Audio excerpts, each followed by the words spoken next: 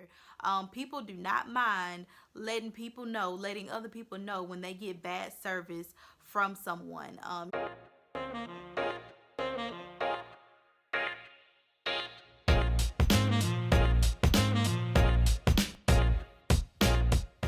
Hey everybody, it's Tiffany L. Welcome back to my channel.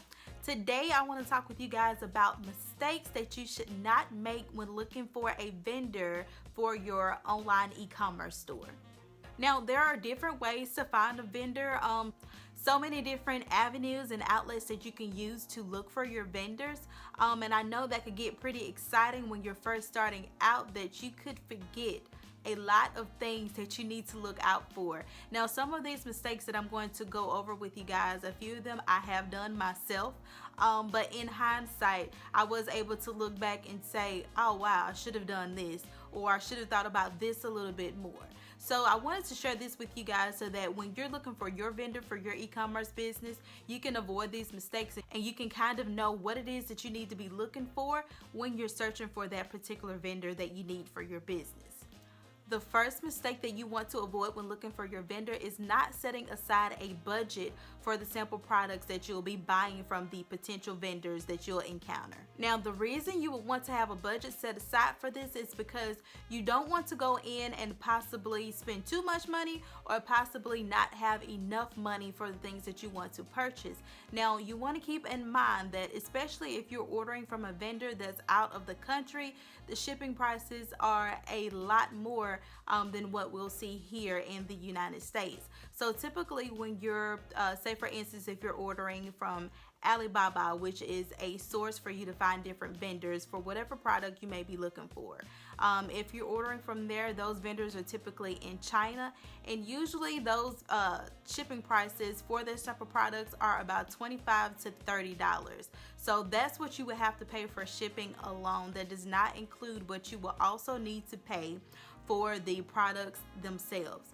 There's also a fee that you would have to pay for Alibaba, and typically that may not be the case for any other source that you may use. There's also places like DHgate. You can also find vendors from Instagram and the most popular search engine that you can think of, Google. A lot of people find vendors on Google as well. But you do want to highly consider having a budget for these vendors, for your process of searching for your vendor, so that you don't go over budget and so that you know what it is that you need to have for the particular budget when you're looking for your vendors for your products. The next mistake that you want to avoid when looking for your vendor is not buying more than one product from a vendor. Now, when you're buying your products from a vendor, depending on the type of product that you're going to be selling or the type of product that you're looking to have in your inventory, you want to buy a good amount of products from these vendors simply because that one product may be the best product that they have, and you're going off of that one product that they have and the quality of that one product versus the quality of that product plus 5 more products, just to be able to compare everything that they're sending you, and you can make a wise decision about choosing the vendor based on everything that they sent you. If you're only going off of one product that you've purchased from that vendor, that kind of limits your experience with the products that they've sent you, and it's possible that you could order more products from that particular vendor and not be satisfied with what you've gotten back from them because that vendor actually does not have good products, and the product that they did send you, it just happens to be a good bit of product. So you do want to be on the lookout for that. Always order more than one piece of product from your vendor, from your potential vendor that you're looking into going with. The next mistake that you would want to avoid when looking for a vendor is only buying samples from one vendor. Now, the purpose of buying samples is to be able to research these products and find out who has the best product. So not only should you not buy one product from one vendor, you should also not buy samples from only one vendor. You want to test products from different vendors. That way you can find out who is the best in what it is that you're looking for, and so that you know that you have the proper product, or you know that you have a good product that you're going to be selling to your customers. You know that you're going to have good quality product that you'll be selling to your customers. And that way you can rest assured in knowing that you have a good quality of product that you'll be sending out to your customers. Another mistake that you want to avoid when looking for your vendor is not reading the reviews for each vendor that you research. You want to be sure that you're reading the reviews, because this is going to tell you how that vendor's customer service is, how that vendor's product is before you even buy it, how that vendor communicates. Is going to give you all of that information on that particular vendor.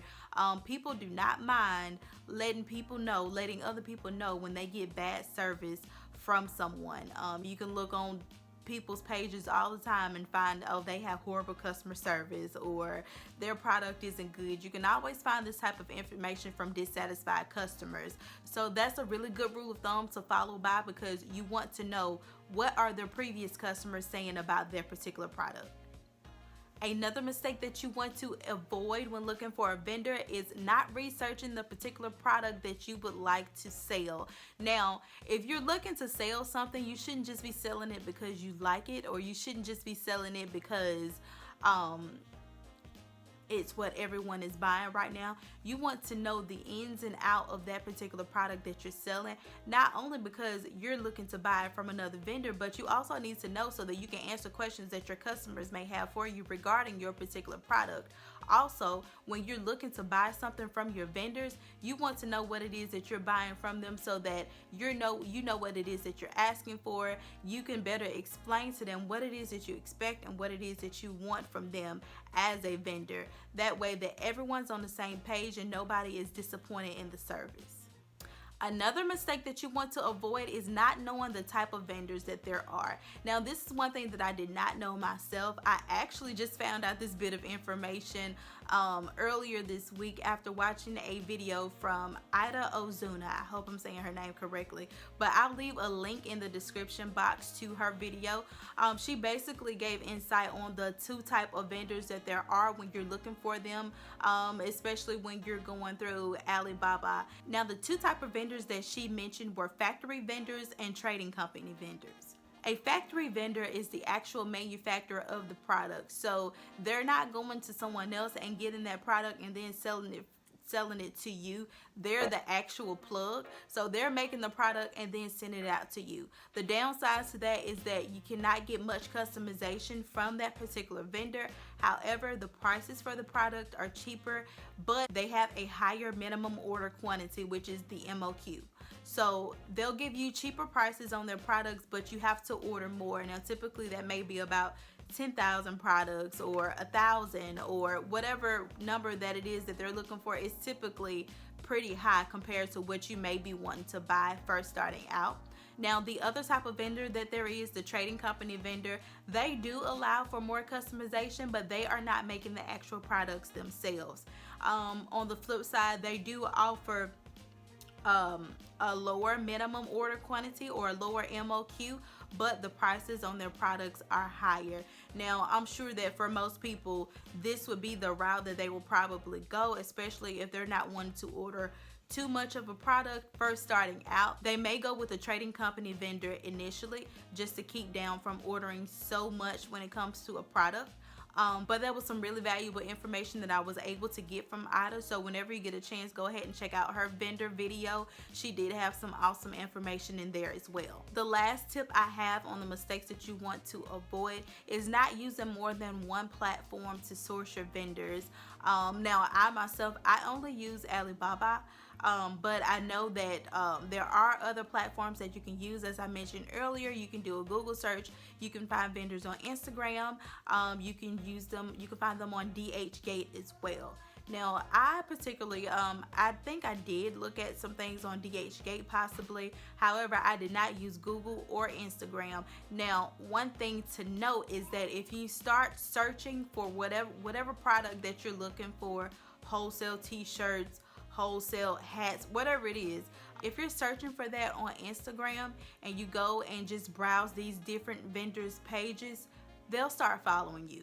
You'll get these random follows from vendors that sell the product that you're looking for. I'm sure it's their marketing technique for them to say, hey, I'm following you and I have this product, you were looking for it. So here it is. They're just trying to get their brand out there so that you can find them, so that you could possibly do business with them. Now that's a good way to possibly find a vendor on Instagram, and I'm sure if you do a Google search, there's a lot that'll come up on there.